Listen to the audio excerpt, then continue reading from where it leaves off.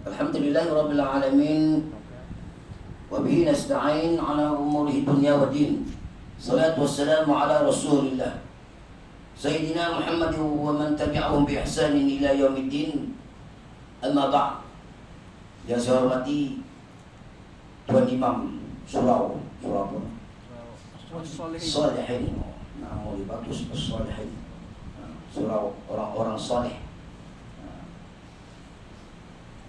Ahli jawatan kuasa Surau Salihin. Ibu-ibu, ayah-ayah, kaum muslimin yang dirahmati oleh Allah Subhanahu wa taala sekalian. Alhamdulillah, tsumma alhamdulillah. Pertama-tama dan selama-lamanya marilah bersama-sama kita merafakkan ataupun kita memanjatkan kesyukuran kita tidak lain dan tidak bukan adalah kehadrat Allah Subhanahu wa taala. Tuhan yang menjadikan seluruh makhluk sama ada di langit ataupun di bumi, di darat ataupun di laut, sudah semestinya menjadi kewajiban kepada kita sebagai hamba yang Allah Ta'ala jadikan untuk mengabdikan diri kepada Allah Subhanahu wa Ta'ala, seperti mana firman Allah Subhanahu wa Ta'ala, "Wa ma khalaqtul jinna wal insa illa liya'budun." Allah Ta'ala kata, tidak aku jadikan jin dan manusia yang kena seksa, jin dan manusia, yang masuk neraka, yang masuk syurga, jin dan manusia. Yang lain iblis itu tentu masuk neraka dah. Dia tidak bicara dengan kebaikan, kebajikan. Walaupun iblis melakukan ta'abudi kepada Allah Subhanahu wa taala selama 80,000 tahun, yang hanya melakukan kesalahan derhaka kepada Allah Subhanahu wa taala kerana tidak sujud kepada Adam sekali je. Iblis. Allah Ta'ala jadikan makhluk. Mula-mula Allah Ta'ala jadikan bangsa jin, bangsa iblis. Jin, iblis, dua makhluk tu. Kemudian Allah Ta'ala menciptakan suatu makhluk yang lain daripada kejadian antara keduanya. Kalau iblis, Allah Ta'ala jadikan daripada api. Macam mana api Allah Ta'ala jadikan jin, iblis, tak tahu. Tapi api lah. Kalau jin pula, kalau malaikat pula daripada cahaya. Dia tak sama. Masa ketika itu iblis adalah ketua segala malaikat. Ketua. Allah Ta'ala jadikan suatu makhluk yang lain daripada keduanya, iaitulah lembaga Adam. Ni kita ni keturunan daripada Adam. Satu keturunan, Adam dan Hawa. Kemudian sudah diciptakan lembaga Adam tanpa ada roh. 40 tahun iblis masuk tengok dalam. Naik lalang-lalang, rumput-rumput. Sekujur tubuh yang tidak bernyawa, belum dimasukkan nyawa lagi. Hawa tak ada lagi. Masuk lalang-lalang berjolok-jolok. Tak ada nilai, tak ada nyawa, tak ada nilai manusia. Kemudian Allah Ta'ala tiupkan roh. Iblis masuk dalam badan Adam. Jentik tengok, apa dia? Ini makhluk yang Allah Ta'ala kata nak jadikan lain daripada kita ni. Bagi kami sudahlah Tuhan. Nak jadi makhluk apa lagi dah? Allah Ta'ala, wallahu ya'lamu wa antum la ta'lamun. Kita tak mengerti, kita tak tahu. Allah Ta'ala yang tahu. Lemah dan lebihnya kita. Jangan tebing nak masuk, kuat. Ada tenaga sikit orang mula. Sikit-sikit nak tumbuh, sikit-sikit nak marah orang. Kawasan sini lah. Ini kawasan orang soleh-soleh. Ini kawasan yang lain-lain. Kemudian 40 tahun Allah Ta'ala jadikan tanpa masuk roh. Masuk Allah Ta'ala tiupkan roh. Hidup Adam. Baru sekerat masuk daripada atas, masuk mata terbuka. Sampai kira-kira boleh hidup, nak bangkit lah. Manusia mempunyai lagu tu. Dia ada sedikit gopo. tak masuk habis lagi, dia dah nak maki dah. Kemudian Allah Ta'ala mengarahkan dengan pendek ceritanya supaya seluruh malaikat termasuk iblis untuk sujud kepada Adam.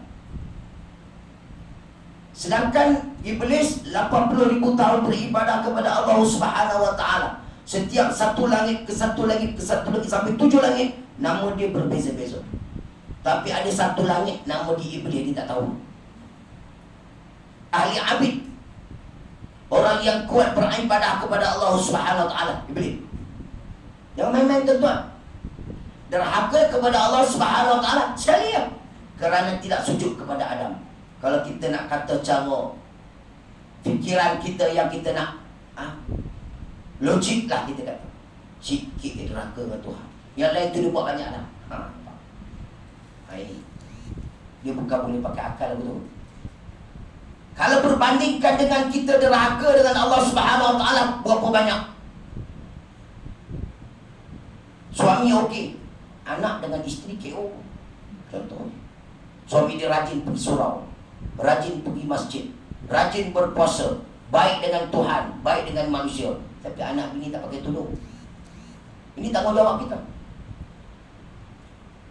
Kan? Kita tak lepas lelaki sebelah kaki syurga. Kalau nak kata ada, sebelah neraka. Jangan main-main tanggungjawab kita. Baik, kita nak kaitkan sedikit. Kaitkan tentang bulan Ramadan. Jadi kita sudah melepasi 10 Ramadan yang pertama, 10 Ramadan yang kedua. Sekarang ini 10 Ramadan yang terakhir. Apakah kita menjangkakan Ramadan ini adalah Ramadan yang terakhir? Siapa boleh jangka, siapa boleh sangka? Kadang-kadang orang-orang muda, sekarang ni banyak orang muda mati dulu. Jadi Ramadan yang ini kita mesti menganggap Ramadan ini adalah Ramadan yang terakhir untuk kita. Ada 10 malam. Tak banyak 10 dah. Tak sampai 10 dah. Saya lagi tiap-tiap malam. Tadi khutbah dekat di Gurun. Suara pun habis tuan-tuan. Sebelum tu Qiyamul Lail di Baling. Malam tu tarawih. Ada 20 rakaat. Oh, memang renggah suara semua. Kalau malam ni suara tak berapa baik, minta maaf. Pagi esok ada Qiyamul Lail di Kampung Raja. Kampung Raja. Masjid apa pun minta, masjid apa? Masjid Kuning, Sungai Layar. Apa masjid tu? Masjid Saludin ke apa? Minta juga malam ni. Kalau jadi boy-boy bolehlah percaya.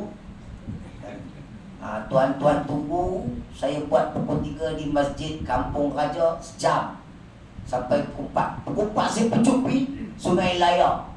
Buat pula 4 sampai pukul 5. Dah lagi 4 sampai 5.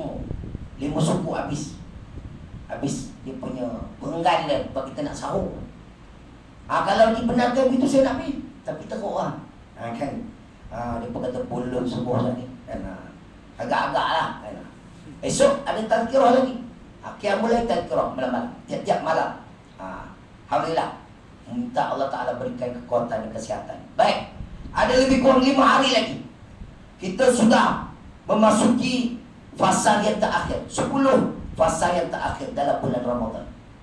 Cuba kita tengok balik. Khatam ke tidak Al-Quran kita pada bulan ini. Bulan lain susah tuan-tuan. Bulan lain memang payah. Kerana apa? Kerana bulan lain kita berlawan dengan nafsu dan juga iblis yang senantiasa menggoda kita. Dalam bulan Ramadan Allah Ta'ala kurniakan bulan yang tidak ada pada bulan sebelum daripada Nabi dan Rasul yang lain daripada Nabi SAW. Umat Muhammad Allah Ta'ala berikan satu keistimewaan yang sangat besar dalam bulan Ramadan. Setahun ada satu bulan yang Allah Ta'ala kurniakan kepada umat Nabi SAW. Dalam bulan Ramadan berlipat kali ganda Allah Ta'ala berikan ganjaran kepada orang-orang yang beriman dan bertakwa kepada Allah Subhanahu wa Ta'ala. Kalau mereka tahu mereka memahami tentang fadilat pentingnya bulan Ramadan, pasti daripada awal lagi mereka akan melaksanakan semaksimal mungkin pahala yang akan dikumpulkan sepanjang dalam bulan Ramadan.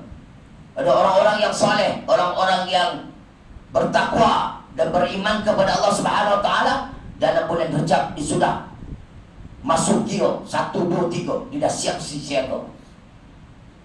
Allahumma barik lana fi Rajab wa Sya'ban wa balighna Ramadan. Dia berdoa daripada awal bulan Rajab.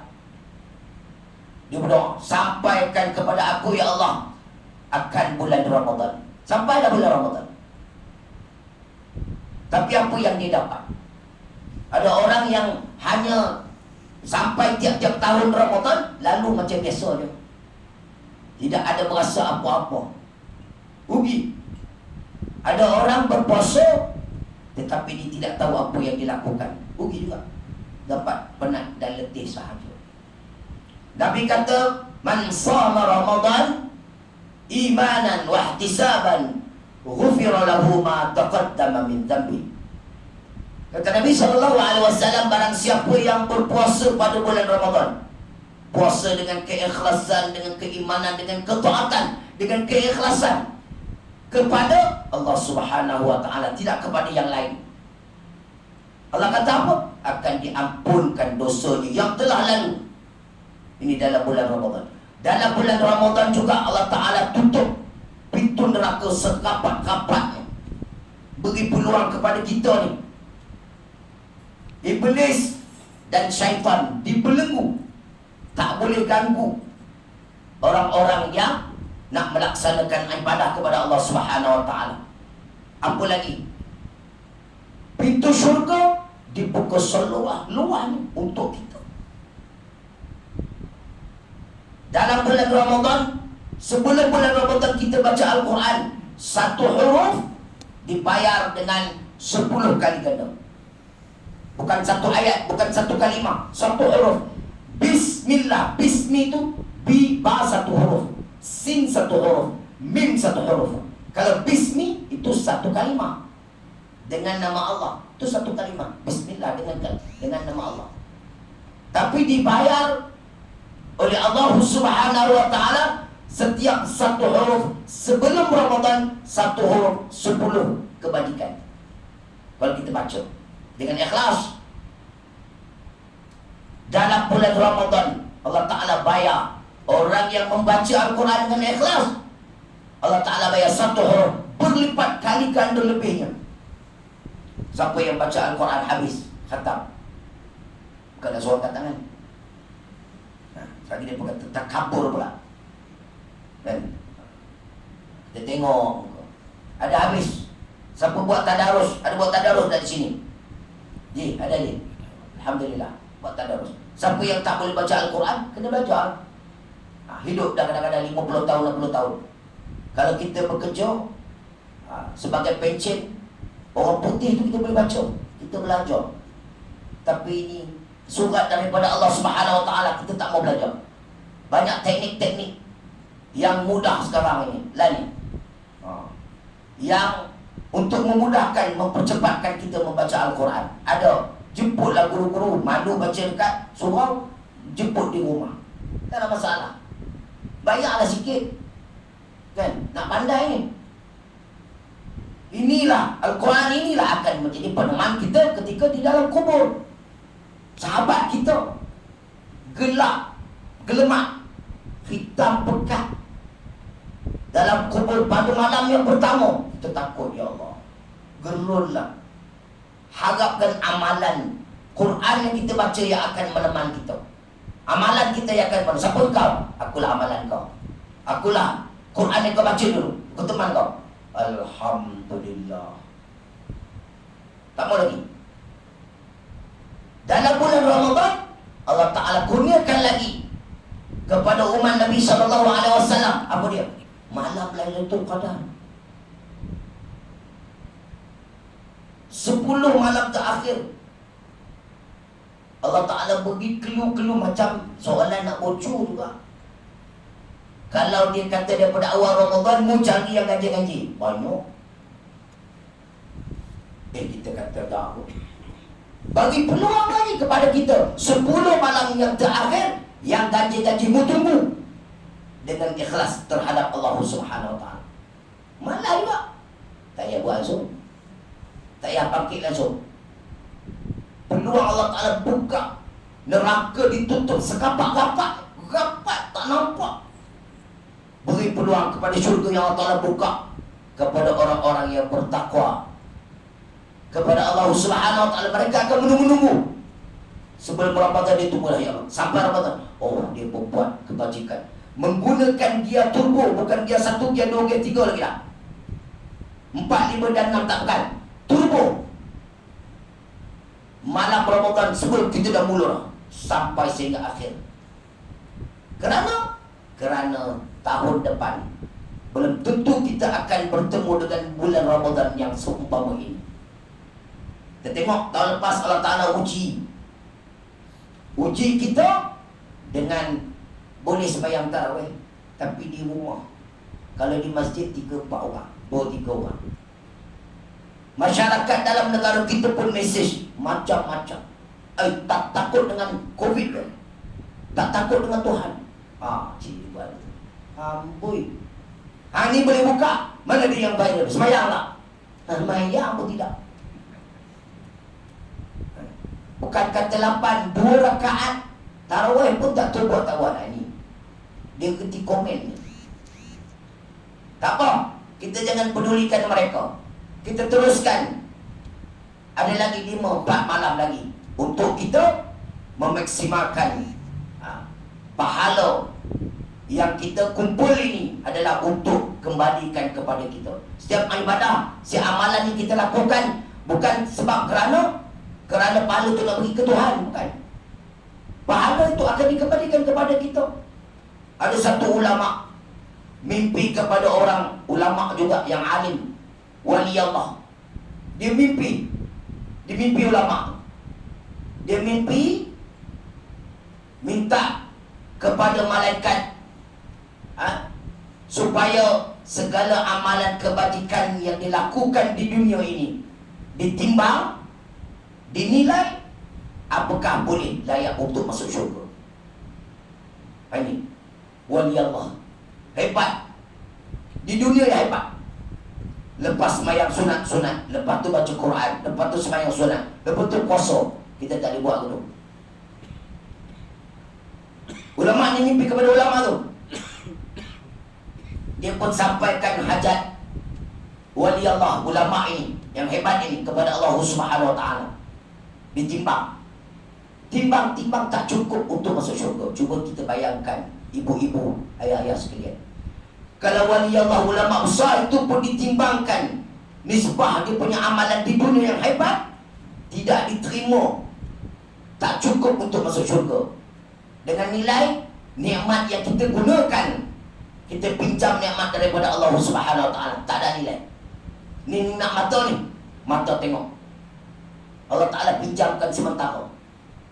Kita tengok boleh melihat. Bila suruh lihat, dia lihat yang tak elok. Guna mata ni. Akan dibangkitkan oleh Allah Subhanahu Wa Taala nanti, dikunci mulut kita. Yang bercakap hanyalah anggota. Yang bercakap, yang menjadi saksi adalah segala perkara benda yang ada di sekeliling kita pada ketika kita hidup. Apa yang kita bunuh, apa yang kita buat, yang itu akan bercakap. Mulut tak perlu cakap, bohong banyak. Allah Ta'ala nak tunjukkan keadilan Allah Subhanahu Wa Ta'ala. Walhal malaikat Raqib dan Atid sudah mencatatkan setiap perkara yang kita lakukan. Tidak tertinggal walaupun sesaat. Mengering kesakitan ditulis juga. Allah ditulis. Kita akan tengok Allah, buku apakah ini? Ditulis semua untuk menunjukkan lagi keadilan Allah Subhanahu Wa Taala. Dikunci mulut kita dan diberikan anggota yang lain untuk bercakap. Ada tulis lah, tapi Allah Ta'ala nak uji lagi, tengok betapa adilnya Allah Subhanahu wa taala. Maknanya mu tak boleh nak tipu lah. Tak boleh nak tipu lah. Sungguh-sungguh lah. Berdiri di padang mahsyar 40 tahun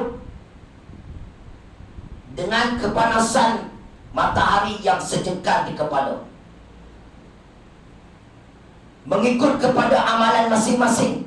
Ada yang sampai ke dada air penuhnya, ada yang sampai ke leher, ada yang sampai ke hidung, ada yang mengacuh. Hapus terus. Mengikut kepada amalan kebajikan masing-masing. Nah, selesai dah sikit lagi lah. Tapi oleh sebab kerana anak-anak isteri dia tidak derhaka kepada Allah Subhanahu wa taala, maka amalan dia juga habis. Dia tak tegur anak isteri dia, contoh. Contoh. Kalau dah tegur, tak ikut cerita lain. Kemudian di padang mahsyar nanti segala kebajikan kita ni mana kita buat ni. Kan? Ya ayyuhalladzina amanu kutiba alaikumusiyam. Allah Taala, hai orang-orang yang beriman, yang beramal soleh. Beriman dan beramal soleh. Ada beriman tapi tak beramal soleh. Aku beriman. Kita ambil ya. Kan? Beriman dan beramal soleh. Kan? Diwajibkan ke atas kamu untuk berpuasa. Kita berpuasa dengan syarat-syarat yang tertentu. Kita puasa, alhamdulillah kita ikut apa yang Allah Ta'ala sarankan. Orang yang beriman dan bertakwa tidak akan berbolak-balik. Pasal apa kita puasa sebab apa malam? Dah banyak tahun kita puasa tak? Yang berkata begitu adalah orang munafik dan orang fasik. Orang munafik, orang yang terkeluar daripada taat, yang keluar daripada beriman kepada Allah Subhanahu wa taala. Nampak zahir dia beriman, sebenarnya dia tidak beriman. Allah tak terima iman dia. Apa tanda dia? Bila bercakap ni tuan-tuan mulalah. Dekat sikit lagi ada hubungan ni. Saya ni tak boleh dapat mic. Tadi kata suara tak ada. Makin tinggi suara ni. Bukan marah, nasihat. Sikit lagi lah. Jadi, itulah. Jadi kita cuba. Ada lagi beberapa malam.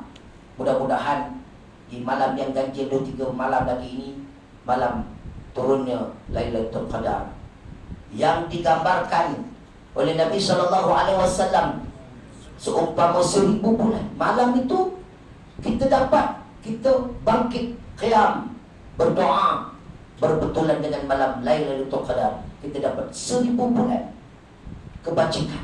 Cuba kita bayangkan. Itu tak sampai 10 tahun. Itulah kurniaan Allah Subhanahu wa taala kepada umat Nabi SAW.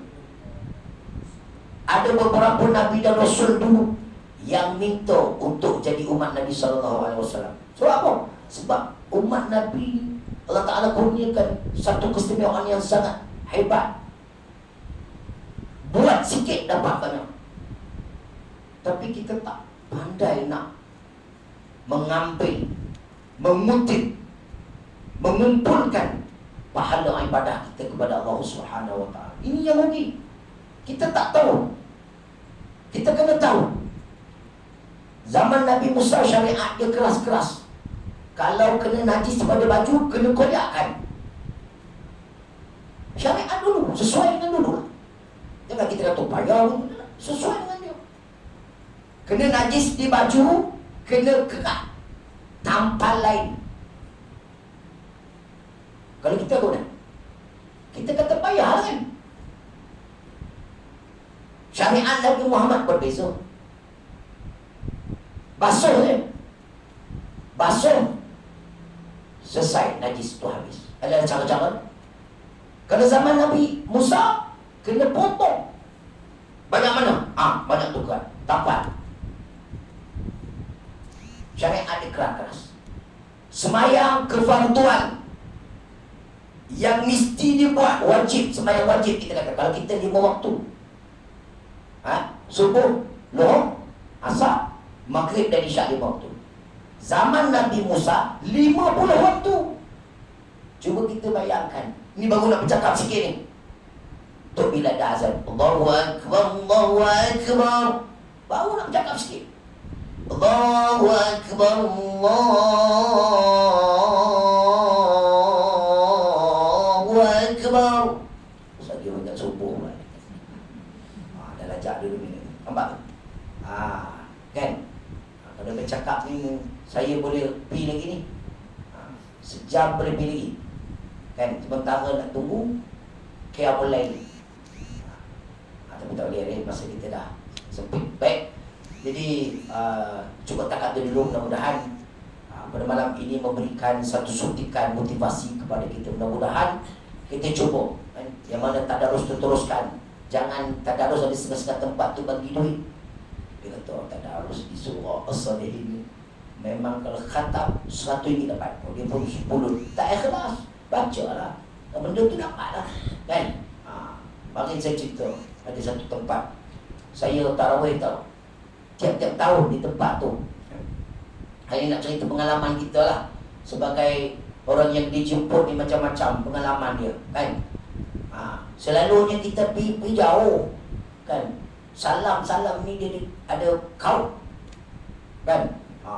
Kita pun tak apalah kan. Tapi malam tu tak ada kan. Tak apalah, kita kata tak ada rezeki kita. Dia minyak pun kita tuang kan. Mungkin dia terlupa. Suara ni kan tak pergi pula kan. Lepas tu saya balik, tak ada masalah. Saya pun kata malam ni tak ada rezeki tengah tu kan. Sebelum ni dia bagi. Dia bagi. Tapi jauh kan dengan minyak kita semua. Kalau minyak bergaya tak apa kan. Kemudian pagi esok tu orang bagi zakat kat saya. Masa tadi sebut dah berapa ya kan. Alhamdulillah. Itu kita katakan kan. Mudah-mudahan yang itu rezeki kita tak, InsyaAllah kan? Jadi kita buat segala amalan dan kebajikan yang kita lakukan, kita mesti ikhlas kepada Allah Subhanahu Wa Taala. Tidak ada yang lain melainkan kepada Allah Subhanahu Wa Taala. Jadi saya rasa cukup takat dulu untuk motivasi dan suntikan semangat kepada kita. Mudah-mudahan ada lagi berbaki 4-5 hari, kita teruskan, kita buat ibadah. Kalau boleh kita tidur sikit je, berjaga banyak untuk kita melakukan segala amalan dan kebajikan kepada Allah Subhanahu Wa Taala. Baik, pengumuman sedikit. Saya ni daripada Mak Tafiz seperti mana yang dikatakan oleh Haji Sofi tadi atau Haji, mana daripada Pari Panjang kan. Daripada Pari Panjang kemarin anak kan, anak kita ini kita tukar dia dekat masjid Kampung Raja. Saya minta masih Kampung Raja ada berlaku sikit, dia batal saya punya tu. Lepas tu Ustaz Ilyas kata dia kata ada lah. Tapi tadi dia beritahu tak ada. Dia kata yang dia jemput tu demam pula. Kita kata kita dah sini dah nak tukar sana bagi dia tak syok kan. Jadi tukar-tukar anak sini bapa sikit kan. Okey baik. Ada bawa tabung lah. Tuan-tuan ibu ayah sekalian kan, kita ada buat sekolah, boleh tolong bantu-bantu sedikit sebanyak mana yang, kalau nak buat zakat pun boleh. Kalau ada simpanan-simpanan pun ada nak buat, kita ada wujudkan satu lagi pengajian pondok. Mana saya ada tahfiz dan juga pondok. Tahun Palaya insya-Allah kita ada baru ada pelajar kita lebih baru 10 orang. Dan insya-Allah saya minta maaf kalau ada kekasaran ataupun kelemahan yang saya lakukan. Saya minta maaf banyak. Wabillahi taufiq wal hidayah. Wassalamualaikum warahmatullahi wabarakatuh.